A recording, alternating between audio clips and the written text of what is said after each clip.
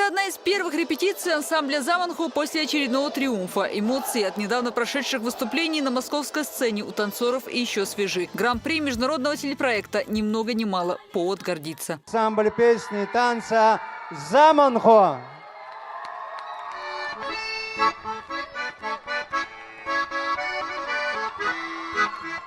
Телепроект транслировался в ряде федеральных каналов. «Folk of Dance» вместе с чеченскими хореографами за главный приз боролись коллективы из России и стран СНГ. «Заманхо» подготовили 2 номера – девичий шоуда и молодежный массовый танец «Нисархой». Мы выбирали такие более наши фольклорные колоритные номера, более традиционные, без стилизации, народные, поэтому мы решили выставить чисто чеченские танцы. Таким воодушевленным и с победой Ахмед Дугаев на родину вернулся уже не первый раз. «Заманхо» 3 года подряд становятся лауреатами престижных международных конкурсов. Кстати, среди членов жюри престижного телепроекта тоже чеченец, народный артист республики, член Совета по культуре при президенте России Аднан Межидов. От того, что он там, мы должны были еще сильнее работать, потому что перед ним мы не могли никак. Потому что он специалист и видел, и знает, как правильно, как неправильно. Выиграли «Заманхо» в профессиональной категории. И это при том, что ансамбль не является академическим, какие как раз выступали в данной номинации. Но талант молодого грузинского коллектива не мог претендовать на меньшее. В «Folk of Dance» лучшие определились в 5 категориях. Гран-при тоже было 5. Ну а это не последняя встреча победителей на одной сцене. Всех триумфаторов прошедшего телепроекта в скором времени ждет воссоединение.